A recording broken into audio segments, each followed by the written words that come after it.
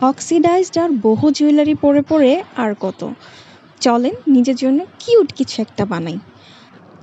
আমরা বানাবো রেড বো ইয়াররিং। আমাদের লাগবে 2টা ইয়াররিং হুপ, ছোট সাইজের আমি নিয়েছি, আপনি যে কোনো সাইজের নিতে পারেন। আর লাগবে রিবন, আমি রেড কালারের নিয়েছি। তো রিবনটা আমরা একটা সাইড হুপের সাথে ভালোভাবে অ্যাডজাস্ট করে নেব। আপনারা গ্লু দিয়ে করতে পারেন, বাট স্টিচ করে করলে এটা বেশি ভালো হয়। তো আমি স্টিচটা করে নিচ্ছি 2 পাশে। স্টিচ করার পরে বাড়তি অংশ একটু কেটে গ্লু দিয়ে সেটা অ্যাটাচ করে দিব।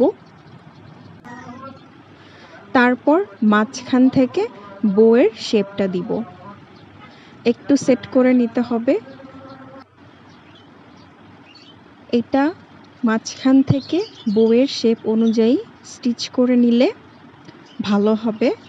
গ্লু দিয়ে এটা আটকাতে যাবেন না, এটা শেপটা ভালো আসবে না।